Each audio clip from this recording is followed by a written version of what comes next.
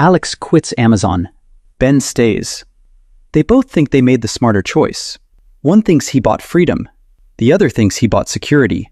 But they're both missing something, because one of them forgot to count the invisible benefits, and the other forgot to count the upside of extreme risk. And when you actually run the numbers over 20 years, the result is not what most people expect. It's the kind of gap that makes a lot of ambitious people very uncomfortable, because it forces a brutal question.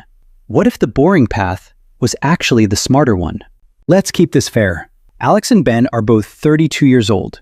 They both work at Amazon in Seattle. They both make around $180,000 a year in total compensation. Salary, bonus, RSUs. They both have $120,000 saved.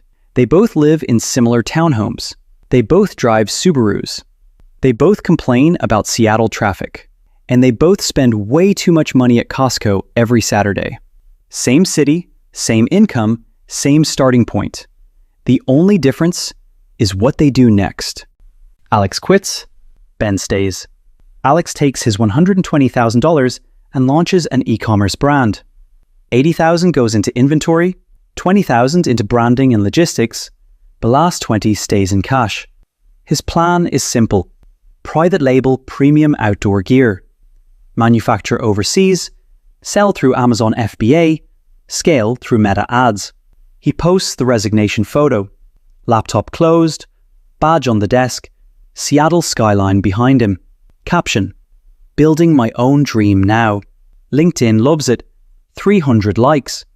Everyone tells him he's brave. He feels like he just escaped the Matrix. Ben does something much less exciting. He updates his payroll settings. 15% into his 401k, full employer match, maxes his HSA, sets up automatic monthly transfers into index funds. Then he goes back to his sprint planning meeting. When coworkers ask what he's doing with his money, he just says, VOOVTI. Same as always. Nobody is impressed. There's no dramatic resignation, no founder announcement, no story to tell at dinner parties. On day one, Alex looks like he's winning by a mile. Ben just looks boring. But boring and profitable often look identical in the beginning. For the first 2 years, Alex looks unstoppable. His products catch traction. Monthly revenue crosses $100,000. He starts posting from Bali. Laptop on the beach, coffee beside it, captions about location freedom. He starts casually saying things like customer acquisition cost, inventory velocity, margin optimization. He hires a CPA, buys a heavy SUV for partial business depreciation. Starts talking about tax strategy like he discovered some secret the rest of America missed. He feels smarter than everyone still collecting a paycheck, especially Ben. Meanwhile, Ben's life looks painfully average. Every 2 weeks, his paycheck hits through ADP. Gross pay says over $11,000. Then reality appears. Federal withholding, Social Security, Medicare, 401k, health insurance, Washington paid family leave. Suddenly, the deposit is closer to $6,800. It hurts every time. But he automates everything. He doesn't think about it. Every January, he maxes his HSA, invests it, saves every medical receipt in a folder. Because someday, he can reimburse himself tax-free. It's one of those weirdly specific American financial hacks almost nobody talks about. He doesn't post about any of this. He just does it. Quietly. Then year 3 arrives. And this is where the math changes. Because entrepreneurship always looks clean on revenue charts, until tax season shows up. Alex opens TurboTax and immediately feels sick. For the first time in his life, he sees payroll taxes from the other side. The employer side of Social Security and Medicare, the part Amazon used to quietly absorb. Now it's his problem. Suddenly being your own boss feels a lot less cinematic. Then healthcare hits. At Amazon, his family PPO cost about $430 a month. Expensive, but manageable. Now he shops the ACA marketplace. Comparable coverage. About $1,700 a month. Higher deductible too. Then his son falls off a trampoline. ER visit, x-rays, orthopedic follow-up. Final out-of-pocket cost, $2,846. One accident wipes out almost a week of profit. This is the kind of math nobody includes in the quit your job videos. Then there's time. This is the number founders almost never count. At Amazon, work stress ended when Slack closed. Now, stress is permanent. 1:14 a.m., a customer in London complains. 5:47 a.m., Amazon flags a listing. Thanksgiving morning, a counterfeit seller hijacks his product page. He has no paid vacation, no sick leave, no mental off switch. He doesn't own freedom. He owns responsibility. 24 hours a day. While all of this is happening, Ben is doing almost nothing. His investments keep buying. Market goes up, he keeps buying. Market goes down, he keeps buying. His Amazon RSUs vest every quarter. 42 shares unlock. 15 get sold for taxes. 27 land in his account. He glances at the fidelity notification and goes back to work. It's the definition of boring. It's also the definition of compounding. By year 5, Alex has built something real. His business survives. And that alone puts him ahead of most founders. But survival isn't glamorous. He's dealt with inventory delays, account suspension scares, ad cost spikes, refund abuse, cash flow crunches. His revenue looks impressive. His checking account often doesn't. Because revenue isn't wealth. Inventory absorbs cash, ads absorb cash, returns absorb cash. Growth is expensive. Ben's life is still deeply unremarkable. He clips Costco digital coupons, argues with himself over whether organic eggs are worth it, stands in line for gas because it's 12 cents cheaper. One time, he walks into Costco for paper towels and walks out with a $487 receipt. He has no idea where the money went. This is peak American middle-class realism. But financially, something huge is happening. His accounts quietly cross 7 figures.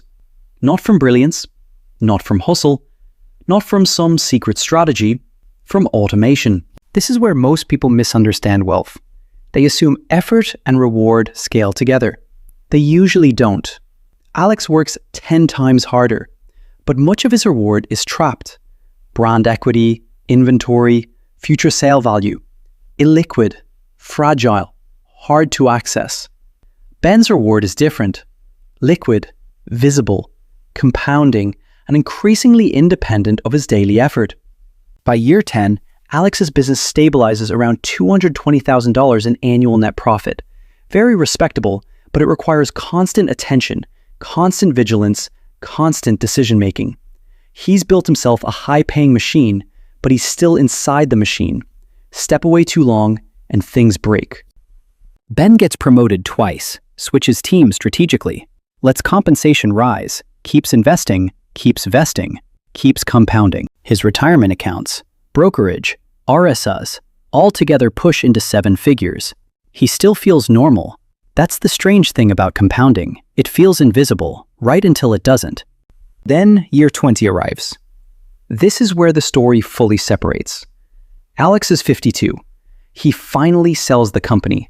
Headline acquisition number looks huge. Then reality takes its cut. Legal fees, taxes, debt repayment, earnout adjustments, working capital reconciliation. Suddenly, the number that actually lands in his account is much smaller. Still, life-changing, but not yacht money, not disappear forever money. He built something legitimate, something difficult, something admirable, but he paid for it, in stress, in uncertainty, in years of never fully clocking out. Ben is also 52. He never built anything flashy. He stayed, got promoted, kept investing, let decades do their work. His combined retirement accounts, brokerage assets, and accumulated RSUs have quietly grown into the multi-million-dollar range. Not billionaire wealth, not private jet wealth, but enough. Enough to walk away if he wants, enough to say no, enough to sleep well. And in America, predictability is one of the most expensive luxuries you can buy. Now, of course, there's another version of the story. Sometimes Alex wins big, really big. Sometimes the company explodes. Sometimes it gets acquired for 8 figures. Sometimes risk creates extraordinary outcomes. America still rewards that. But here's the part social media leaves out. Those outcomes are rare. For every founder posting from a villa in Tulum, there are dozens quietly liquidating inventory at break-even. The internet massively overrepresents exceptional winners. Because nobody makes viral content titled, "I built a moderately successful business and earned slightly less than I would have at Amazon." So what's the lesson? It's not that entrepreneurship is bad. It isn't. And it's not that staying employed is superior. It isn't. The lesson is simpler. Most people never run the full numbers. They count salary, but not benefits. They count revenue, but not stress. They count freedom, but not responsibility. They count upside, but not probability. Alex optimized for immediate autonomy. Ben optimized for long-term optionality. One bought control today, the other bought flexibility tomorrow. Both choices were rational, but only one is consistently romanticized online. The next time someone tells you quitting your job is the only path to real wealth, ask them one question. Did you include everything? The taxes, the healthcare, the lost employer match, the RSU vesting, the sleep, the stress, the opportunity cost? Because the answer that includes everything is the only answer that matters. I'll see you in the next one.